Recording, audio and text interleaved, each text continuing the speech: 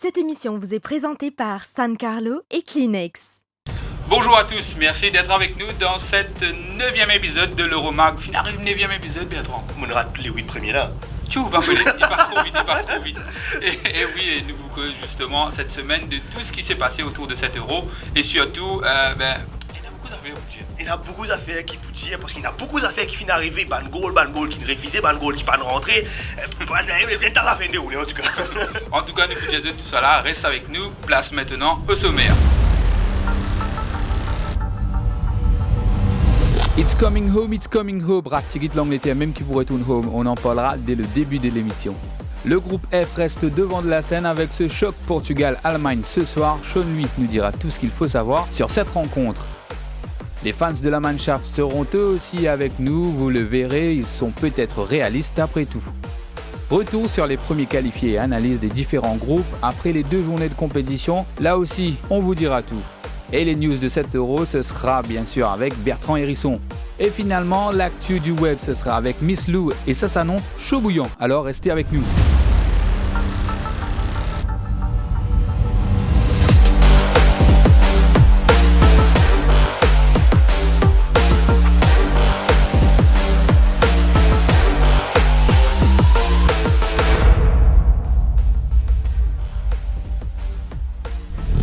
On s'intéresse au groupe D avec l'équipe d'Angleterre qui a annoncé comme un favori, Fabrice, qui peut arriver en ce moment.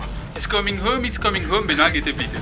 Décevante Angleterre, serons-nous tentés de dire. Les Anglais ont été tenus en échec hier face à l'Écosse et ratent du coup l'occasion de se hisser au prochain tour. Malgré les changements dans le 11 de départ de Gareth Bale, ces derniers n'ont pu trouver le chemin défilé. Du coup, ils laissent partir le leadership du groupe à la République tchèque, accrochée elle aussi face à la Croatie. Patrick Schick a encore trouvé le chemin défilé. Il marque son 3e but et devient le meilleur buteur de la compétition. Et Ivan Perisic a égalisé en seconde période pour la Croatie. Avec ces 2 matchs nuls, il faudra donc attendre la 3e journée pour savoir qui sera au prochain tour.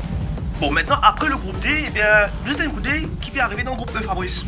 Groupe E avec l'Espagne qu'il ne peut atteindre, ce premier sorti parti aussi intéressant que ça. Mais justement, hier, il y a des l'équipe qui est intéressant à voir jouer en action, la Suède et la Slovaquie. Bon, allons voir ce qui s'est passé dans cette rencontre. La Suède a tout simplement relancé ce groupe et pris la tête du classement. Un unique but d'Emil Forsberg sur pénalty a suffi pour décrocher les 3 points et la Slovaquie qui perd gros car une victoire les permettait de décrocher une place en 8e de finale. Cette fois, c'est la Suède qui prend donc les commandes et une option sur la qualification. Mais tout reste encore ouvert dans ce groupe.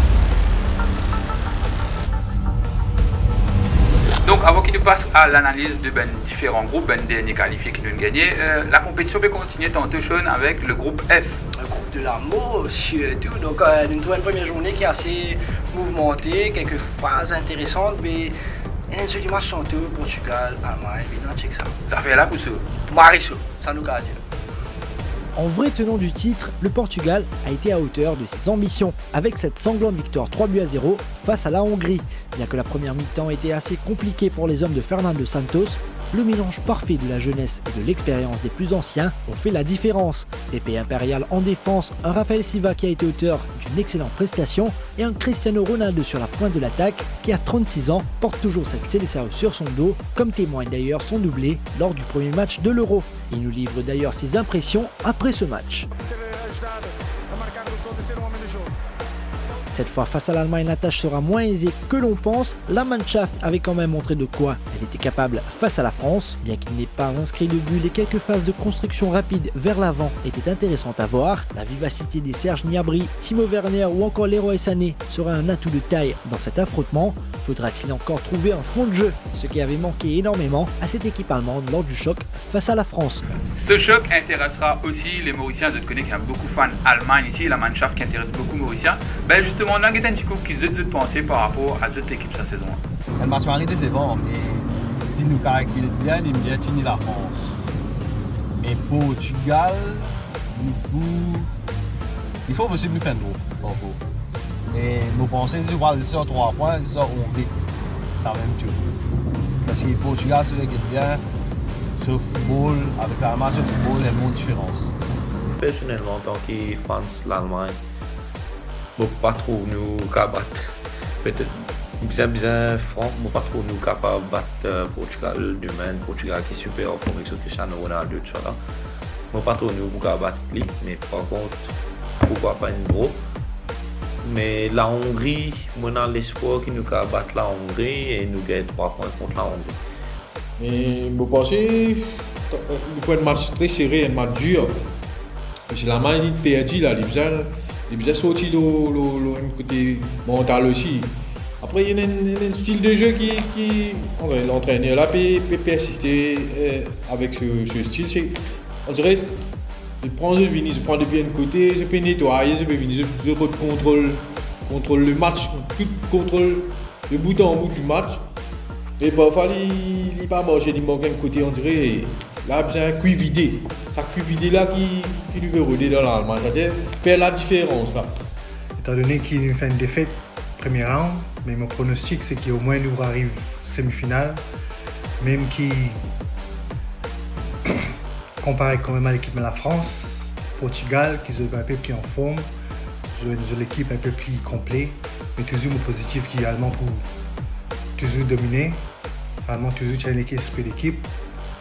Le pénal individuel plus imposant que les autres. Ça peut nous donner qu'ils ont 4 étoiles parce que tout le temps tient l'équipe. Et mon pronostic pour moi, top demi-finale. S'il y a le final exactement, mais vous espérez qu'il nous fait mieux. Mes préparations c'est plus que l'année prochaine Coupe du Monde. Et nous préparons une défense qui nous toujours en notre construction. Nous avons toujours le meilleur goalkeeper du monde. Mais au positif, la France toujours fini, mais ce qui garantit nous qualifier pour prochain stage, mais moi toujours mon équipe positif. Go on Germany. Fabrice ici. Take care, bye. Justement, Fabrice, pas oublier que la France sera chargée d'ouvrir le bal en affrontant la Hongrie à 17h, bien sûr. Bah, t'es bien fait, on peut dire. Ouais, ça. Pas voler. Voilà.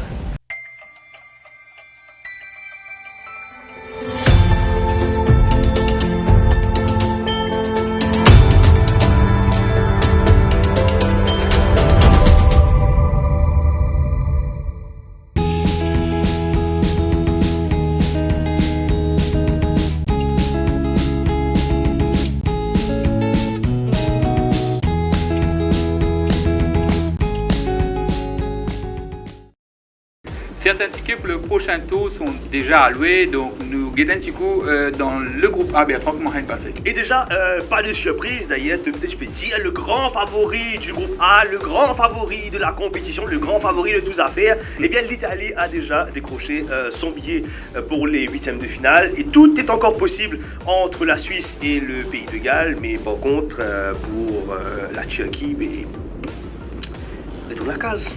C'est dommage. L'Italie confirme son rang de sérieux prétendant au titre de champion d'Europe. La Squadra Azzurra a encore signé une performance remarquable en balayant la Suisse 3-0 grâce à un doublé de Locatelli et un but de Ciro Immobile. Avec 2 victoires en 2 matchs, le groupe de Roberto Mancini tient d'ores et déjà son billet pour les 8e de finale. Vainqueur de la Turquie 2-0 grâce à des buts d'Aaron Ramsey et Connor Roberts, le Pays de Galles prend provisoirement la tête du groupe A et tient quasiment son billet pour les 8e de finale. En revanche, la suite de la compétition semble compromise pour la Turquie qui concède une 2e défaite et reste donc dernière du groupe A avec 0 points. La Suisse peut terminer 2e à la différence de but si elle gagne et que le Pays de Galles s'incline mais sera éliminé en cas de défaite. Donc la dernière journée de ce groupe A peut disputer demain des matchs qui peuvent jouer à 20h. Donc le match peut jouer en même temps pour éviter de dire Péna coquin, péna problème, on va dire bien éviter un autre scandale encore une fois. Donc à 20h l'Italie affrontera le Pays de Galles et puis toujours à 20h donc la Suisse peut jouer contre la Turquie pour le groupe A. Donc voilà, nous apprenons dans l'école ABCD. Après A, on s'intéresse au groupe B, Fabrice. En effet, le groupe B qui a été dominé, nous qu'à dire, parce qu'il nous trouve une Belgique renversante jeudi. Un certain Kevin De Bruyne qui ne brillait, mais surtout Romelu Lukaku. Donc, cette équipe de la Belgique qui est première au classement FIFA, qui lui aussi ne décroche cette qualification. Mais tout reste à faire encore dans ce groupe-là pour 3 dernières équipes. Nous guettons plus d'eux. Les premiers au classement FIFA, les Diables Rouges, ont été exact au rendez-vous. Ils ont certes été bousculés face au Danemark, mais le retour de Kevin De Bruyne et de Axel Witsel a tout changé, ou à dire PlayStation même.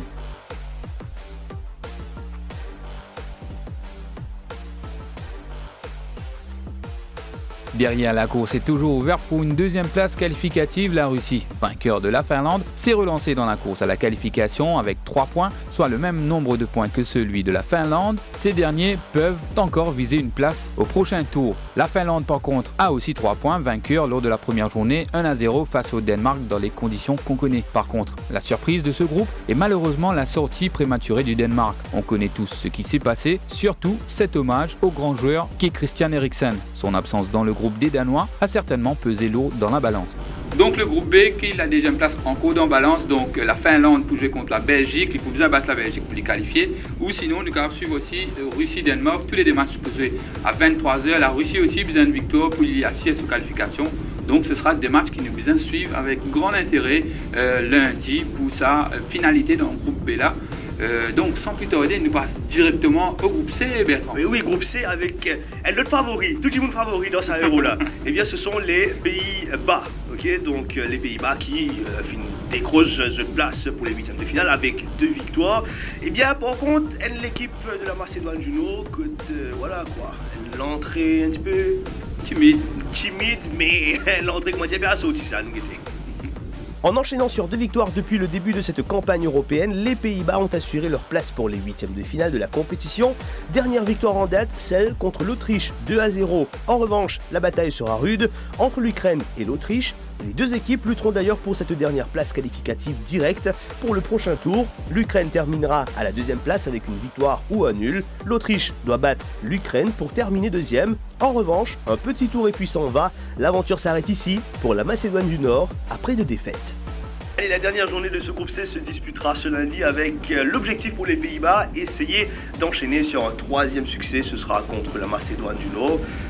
On va guetter. Et puis, toujours à 20h, eh bien, l'Ukraine sera opposée à l'Autriche.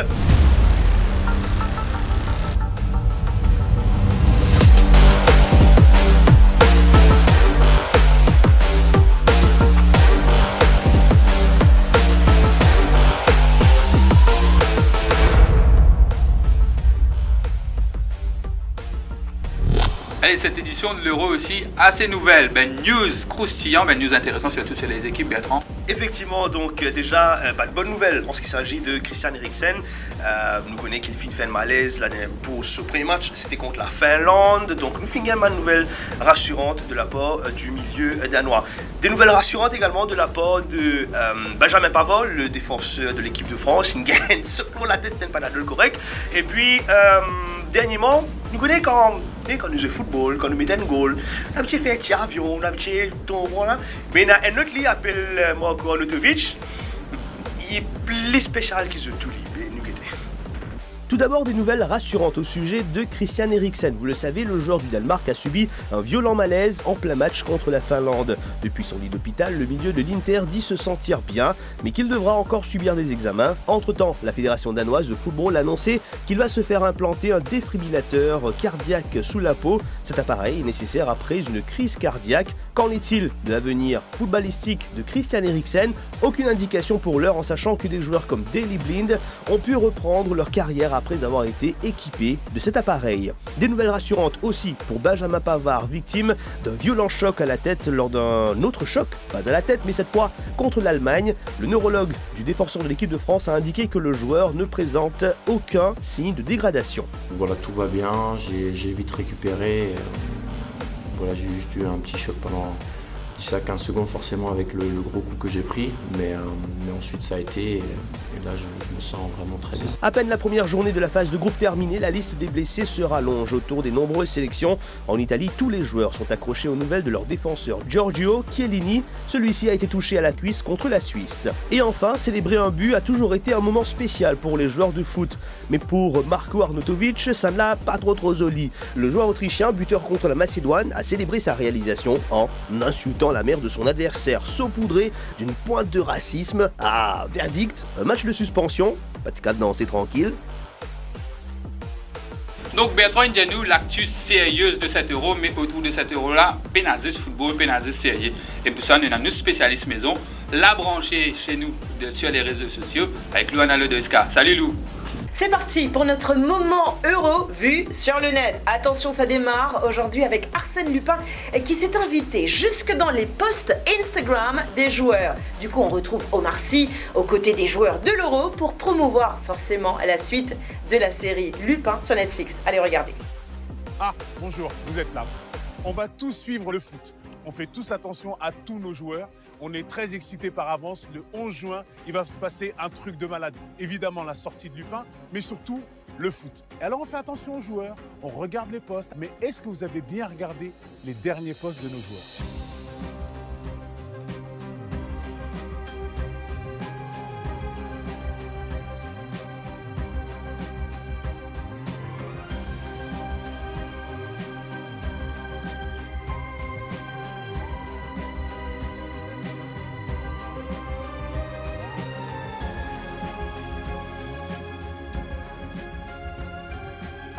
Je pense que vous avez vu, mais vous n'avez pas regardé. Comme quoi, un coup de pub réussi pour Omar Sy et la plateforme de streaming Netflix. Autre mauvais coup de pub cette fois-ci, voilà une séquence alors là totalement insolite venant de CR7. En plus, c'est une première dans l'univers même du foot. Pour la petite histoire, CR7, Cristiano Ronaldo déplace les bouteilles d'une célèbre boisson gazeuse. Rien que ça. Si vous l'avez raté, regardez, c'est maintenant.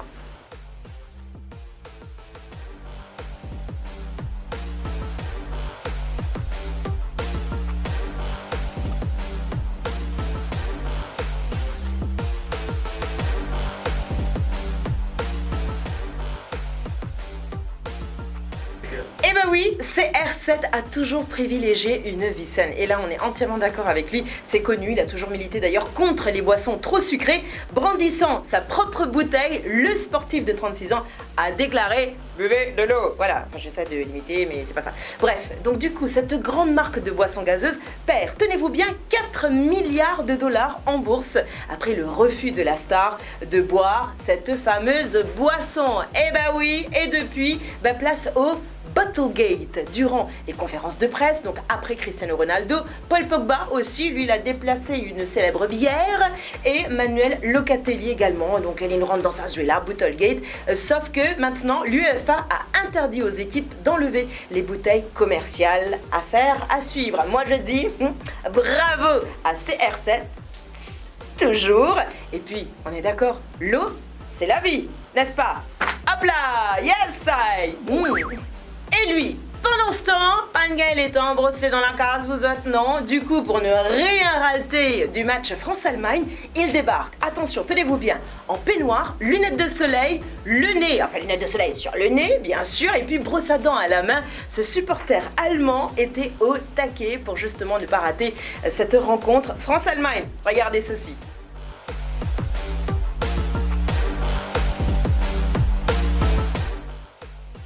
Ah ben voilà, c'est ce qui s'appelle jouer à domicile, on est d'accord. Restons toujours sur la rencontre France-Allemagne. Juste avant la mi-temps, après, allons dire, une phase de touche, le défenseur allemand Antonio Rüdiger s'est glissé derrière Paul Pogba. Et là, c'était tellement intime entre les deux. Il l'a mordu dans le haut du dos.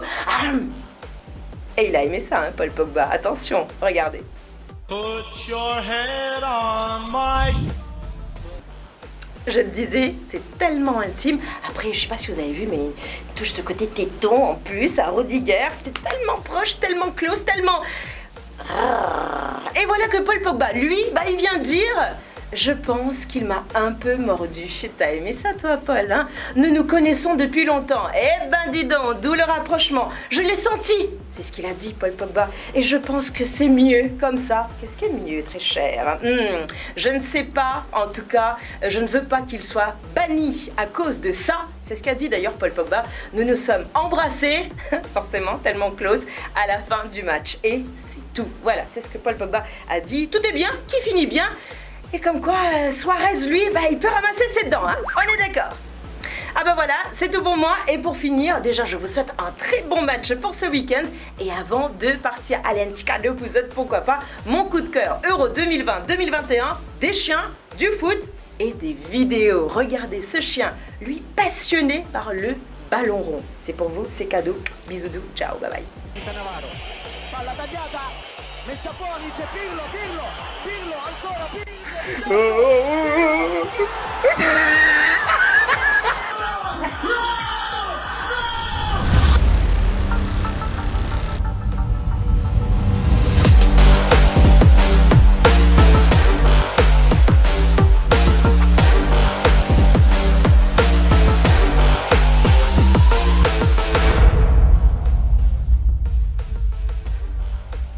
La dernière journée de la phase de poule sera déterminante, surtout pour ça 4 l'équipe qui vous finit 3e pour qualifier là. Cette histoire-là. En fait, nous ne pas trop comprendre, mais on a fait une bonne recherche là. Donc, c'est la 4 l'équipe meilleure 3e. Donc, des élèves là, ils ont brouillé cette histoire-là. Donc, comment nous pouvons calculer? C'est le nombre de points, déjà. Si pas un nombre de points, c'est la différence de but. Okay. Si pas la différence de but, ce sera le nombre de buts inscrits. Si maillé même là. Si maillé là, c'est concernant le nombre de victoires dans la compétition. Mais même là ça, aussi, c'est même ça ici, ce sera la discipline qui sera considérée. Ça veut dire mauvais carton, carton rouge, tu peux regarder déduction, pas trop mal bosser. Et dernier rapport sera la position générale au classement lors de la phase qualificative pour l'Euro. Autant dire qu'il y a une équipe là, ben, à rôle de victoire pour pas la mettre comme machin, comme un rôle, tout ça, ben règlement là. Gagner. Ça me fait l'enfer.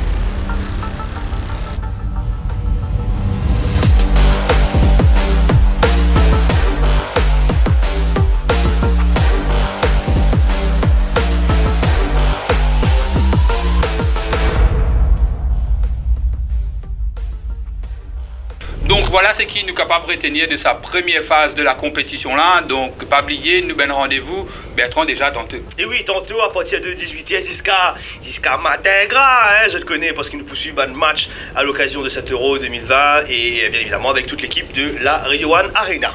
Et le prochain rendez-vous de l'Euromax, surtout ce sera le jeudi 24 juin prochain. 24 juin, pas oublier. Pas oublier surtout et pas oublier like, comment. Et chien papa. Parce que je connais eux. Pour ceux qui nous font ça, mais surtout pour qui nous montrent eux qui football, ils passent jouer au terrain. Allez, ciao.